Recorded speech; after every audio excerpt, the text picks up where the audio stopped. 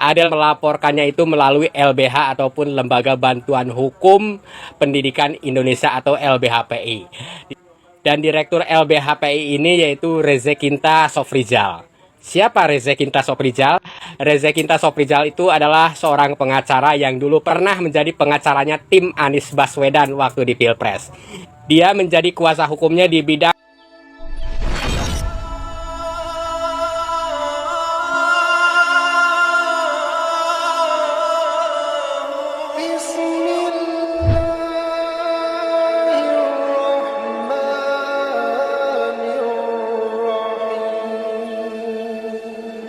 Assalamualaikum warahmatullahi wabarakatuh. Jumpa lagi dengan Bomis Polos, channel sederhana tapi bisa memberikan informasi yang lagi rame, teman-teman. Seperti yang saya bilang di beberapa konten saya sebelumnya ya, Kang Deddy Mulyadi bisa saja melaporkan balik Adel Setiawan ini jika Adel nanti tidak bisa membuktikan bahwa di barak militer ada pelanggaran HAM. Maka jika Kang Deddy Mulyadi melaporkan, Adel Setiawan bakal pakai baju oranye, teman-teman. Dan pada kesempatan kali ini kita akan melihat video di mana seorang netizen membongkar siapa Adel Setiawan yang ternyata dekat dengan Anies Baswedan dan partai PDIP, teman-teman. Wadaw. Langsung aja kita simak videonya sama-sama. Ini dia videonya. Halo guys, apa kabar? Ketemu lagi sama Bapak Ica. Rame ya terkait masalah pelaporan dari Adel yang melaporkan Kang Deddy Mulyadi selaku Gubernur Jawa Barat ke Bareskrim Polri. Oke, Adel melaporkannya itu melalui LBH ataupun Lembaga Bantuan Hukum Pendidikan Indonesia atau LBHPI. Dan Direktur LBHPI ini yaitu Rezekinta Sofrijal.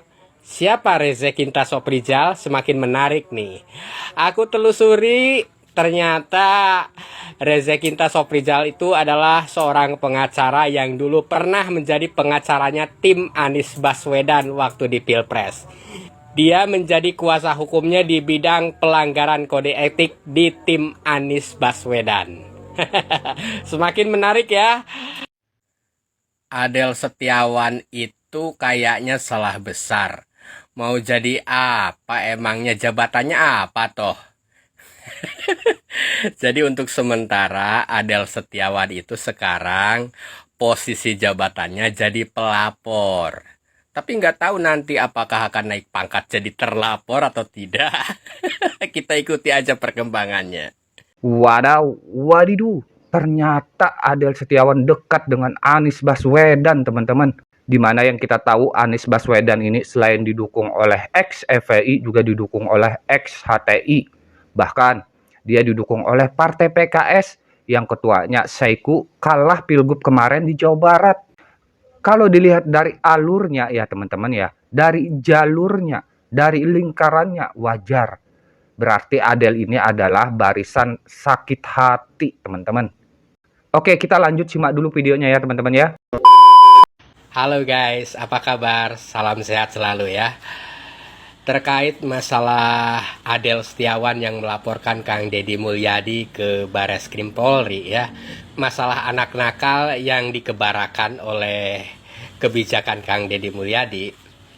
Nah, sekarang saya akan sedikit mengulas kilas balik tentang Adel Setiawan di tahun 2016 ya. Ini dia, baca sendiri ya.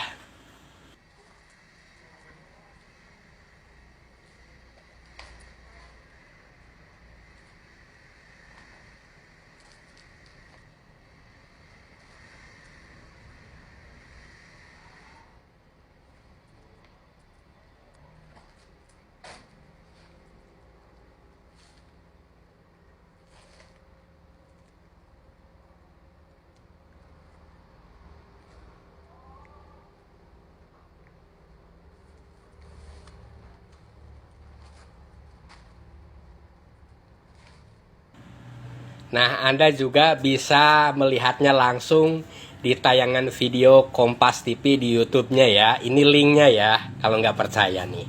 Suaranya Adel langsung.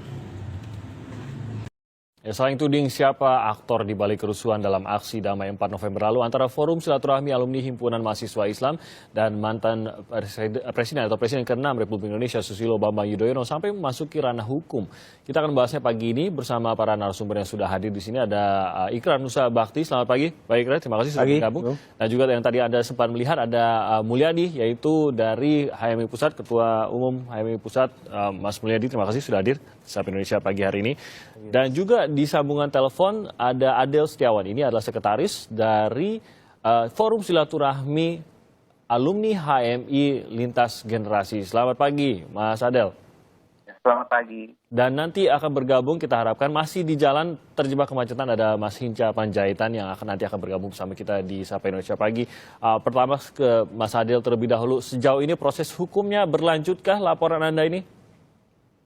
Ya, rencana pagi ini, hari Senin ini, kami akan kembali mendatangi Bareskrim Mabes Polri untuk melengkapi berkas-berkas yang dibutuhkan terkait laporan kami pada tanggal 10 November beberapa hari yang lalu.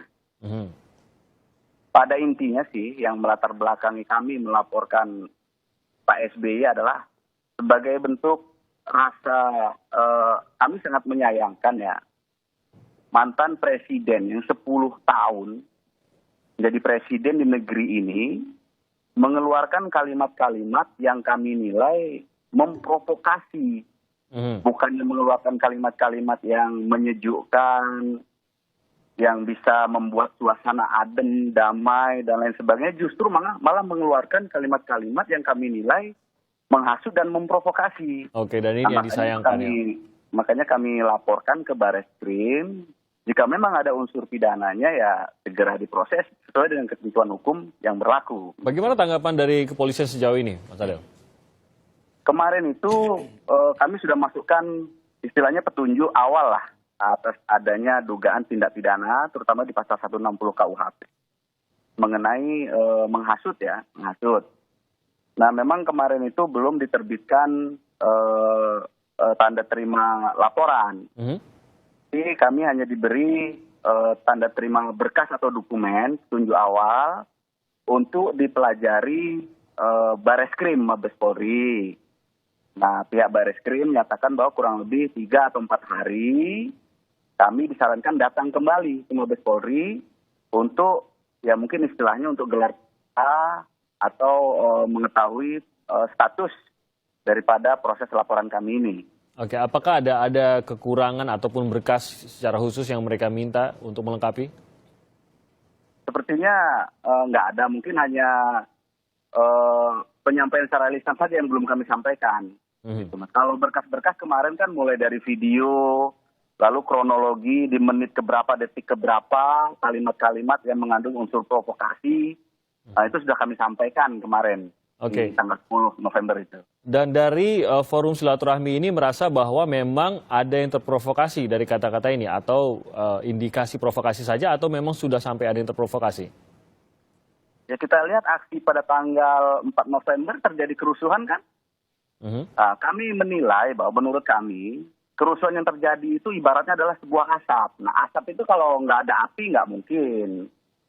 Jadi kami kaitkan ternyata setelah kami teliti-teliti, dan banyak tuh kawan-kawan dari LSM maupun perkumpulan lain yang melaporkan terduga provokator yang lain, seperti Fahri Hamzah, terus Fadlizon sudah dilaporkan. Dan satu lagi kami menilai bahwa SBY ini juga diduga sebagai salah satu provokator juga dari pidato beliau. Oke, tentu ini masih dugaan Anda ya berarti ya. Tapi yang menarik adalah dalam pelaporan kelompok yang dibawa di sini, yang Anda bawa juga adalah dari Forum Silaturahmi Alumni HMI Lintas Generasi, betul begitu ya? Dan langsung mendapat tanggapan dari HMI sendiri, Ketua Umum HMI berada di sini. Melihat dari kelompok ini dan HMI, mungkin Anda bisa menjelaskan di mana hubungannya dengan HMI Pusat di sini? Kami nggak ada hubungannya dengan... Ya, saya berikan... Wadidu, ternyata selain dekat dengan Anies Baswedan juga dekat dengan partai PDIP. Adel Setiawan luar binasa, teman-teman. perkembangan dari kasus pelaporan ini sangat menarik untuk kita tunggu, teman-teman. Kita akan terus update gimana kabar selanjutnya ya, teman-teman ya. Seperti yang kita tahu, saat ini PDIP menjadi partai oposisi, partai yang berseberangan dengan Presiden Prabowo juga Kang Deddy Mulyadi, yaitu Gerindra. Wajar ya, teman-teman ya. Untuk Pak Polisi, tolong ya Pak, periksa aliran dana dari Adel Setiawan ini. Saya menduga ya, teman-teman, Adel Setiawan ini hanya kacung, hanya orang bayaran. Cukup sekian informasi yang saya sampaikan ya, teman-teman ya. Jika saya ada salah kata, salah perbuatan, saya mohon maaf. Wabillahi taufik wal hidayah. Wassalamualaikum warahmatullahi wabarakatuh.